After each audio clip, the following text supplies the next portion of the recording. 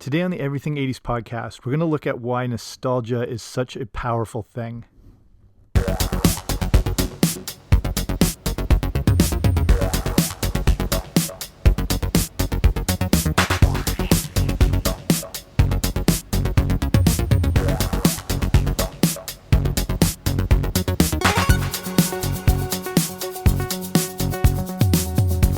Hey there, what's happening? Welcome back to the Everything 80s podcast. I'm Jamie. Thanks for coming on out today.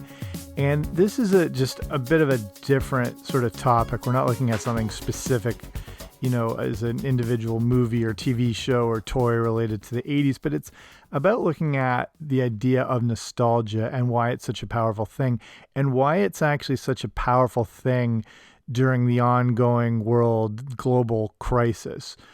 But also, why it's a powerful thing at other points as well, when whether it's a mild crisis or a larger threat, and why people return to nostalgia and why they return to the things they love and why there's comfort in those sort of things. So we're going to look at everything to do with this sort of study in the things we hold dearest to ourselves, whether they're simple, TV shows or cartoons or something deeper. But before we start, if you haven't already, make sure you subscribe wherever you find your podcasts.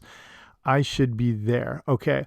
So this is all based around an article I wrote for medium.com, and I'll sort of expand off everything from that. But the way I started it is I was saying the other day I watched Back to the Future. There's not a lot going on, but I watched Back to the Future quite a bit, to be honest. I then realized I had already watched it just like 6 days beforehand. And, I hadn't even really realized that. And it was just looking at this idea that during this time of uncertainty and stress, you yourself may have found yourself returning to the same TV shows or series or movies or books or music or anything like that you always have. And there's a good reason for that, and it's because of this legitimate power of nostalgia.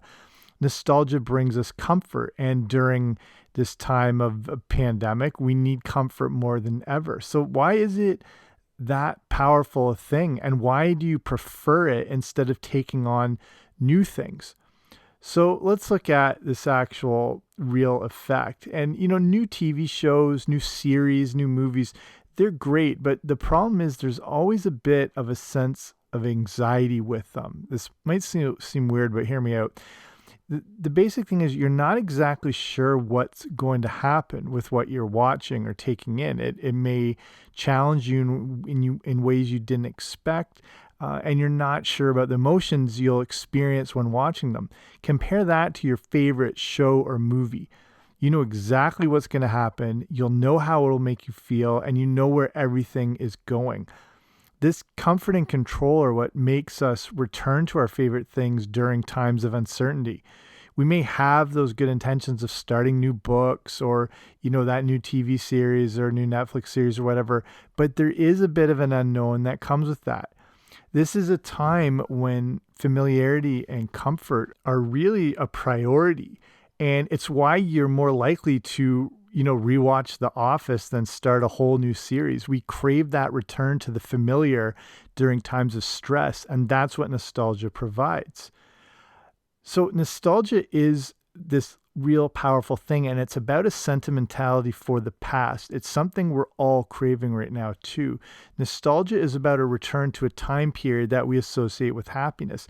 And the word nostalgia we actually get from a combination of a few different Greek words, including nostos, meaning homecoming, and algos, meaning pain or ache.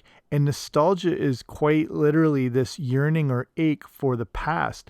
And our favorite forms of entertainment, as dumb as they may be, they help us return to that sense of peace and warmth and happiness. And a lot of times, they're the things associated with your childhood, not maybe one necessary specific age, but sort of a general, window and time period where we associate those good feelings and the things we, consume during that time period as far as it comes to entertainment.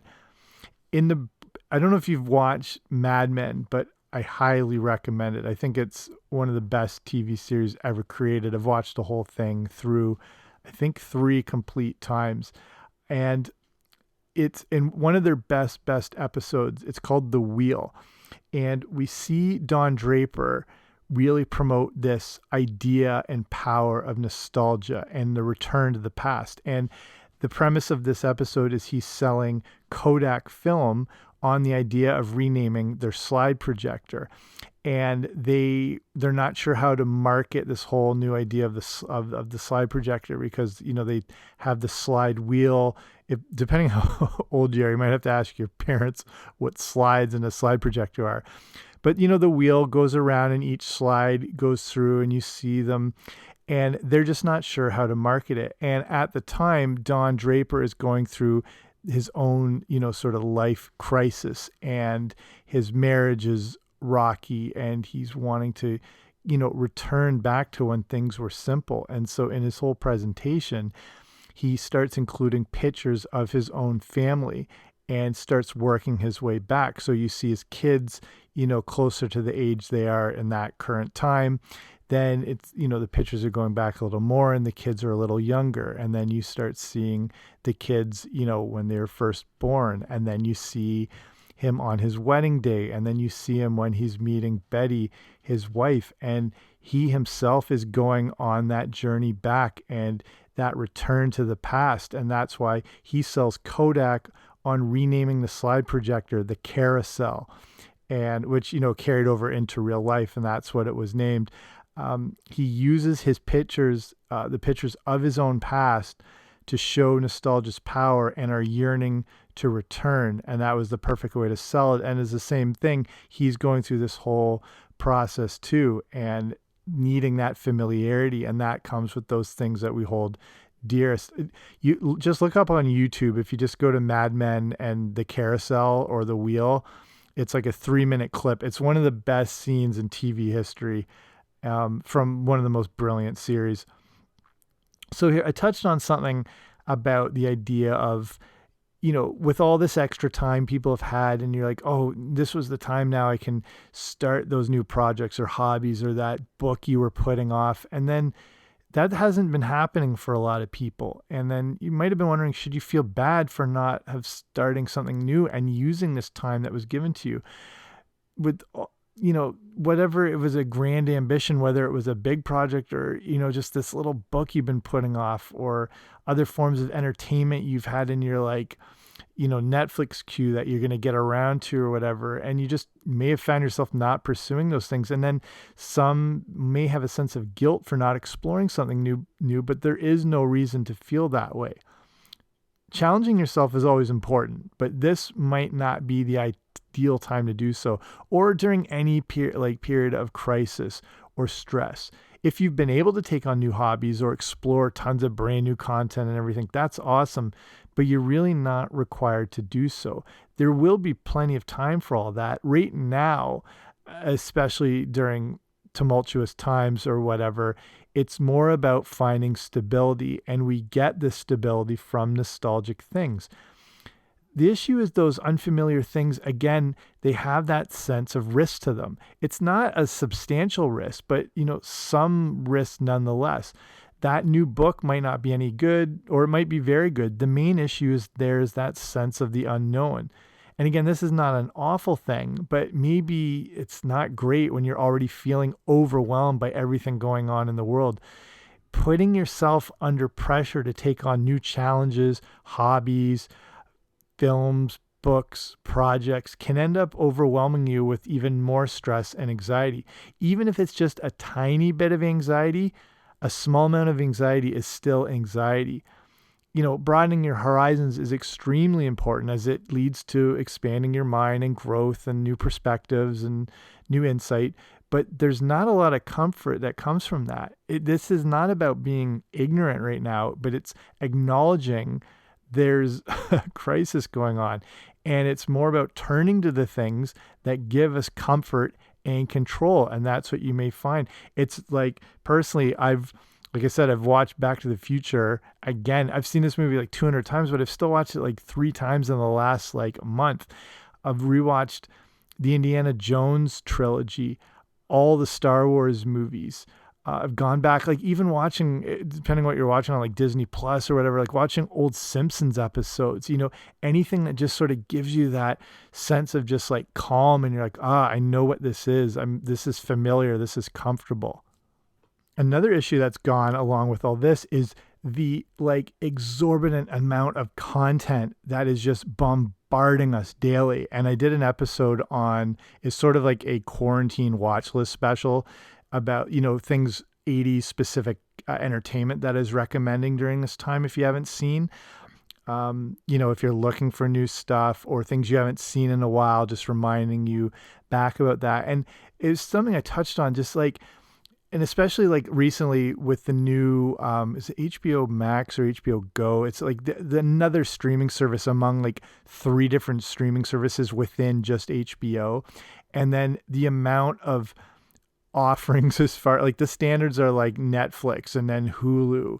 And then like we have Crave here in Canada, which is like our other version of HBO, and Disney Plus. And then if there's like, coming up the NBC app, or if there's YouTube Premium, and there's like 15 different streaming services, not to mention all the amount of cable, like you're drowning in content, and there's so much put out there. That's another thing that overwhelms people too. And it's, there's actual like, real statistical issues around this. When people are presented with too many options, they tend to abandon them and go for something just familiar. And they did this in a grocery store example with jars of jam. They put out in the one sampling, just 3 jars of different jam. And people were more likely to at least buy one of them. When they put, another example had a display that had 18 different jars of jam, different brands. With all those choices, the sales were down less than when it was just 3. People were more likely to walk away because they feel so overwhelmed with all the offerings. They tend to abandon it. And you might find yourself doing that too. Like if you're looking at all the stuff that's out on Netflix and all these streaming services or new documentaries or whatever. And if you've been able to watch those, like there's obviously still tons of great stuff, but you might find yourself, you're looking at all these things and you don't even know where to start, and you just go back and start rewatching The Office again. And there's a real reason you do that. It's because of that comfort and that stability that the things offer. So we're not only facing this like uncertainty of a time, we're constantly just overwhelmed with this tidal wave of things trying to vie for our attention. So again, don't feel bad that it's, if you're not choosing to take on these new things all the time. So I'll start wrapping it up here. So just like, this is just a shorter episode. I thought it was worth touching on as I had put this article together. I thought it was worth passing on here. And it's, again, just to know the power of nostalgia is a genuine thing. And it's a good idea to embrace it during times of crisis. It's why we like look back so fondly on, if you find an old box of toys from your childhood, or your like old G.I. Joes or My Little Ponies or Transformers, or your old like baseball cards, hockey cards, comic books. And it's just like you're instantly transported back there, like that whole Kodak carousel wheel on the Don Draper Mad Men example. And just also that reminder, if you've been feeling guilty about not taking on all these new things during a pandemic, don't feel that way. Don't feel guilty. The sense of obligation creates more stress during a time when we already have enough to deal with. Instead, embrace those things you love from your past. Return to those familiar movies. Whether you've watched Indiana Jones, or you've watched Roger Rabbit, 89 times, watch it again. Like go back to those things that are comforting or if it's certain books that you've read a bunch of times. I read Ready Player One at least 2 or 3 times a year, just for that reason. It's like that sense of going back to something that is not going to change and it's going to stay the same.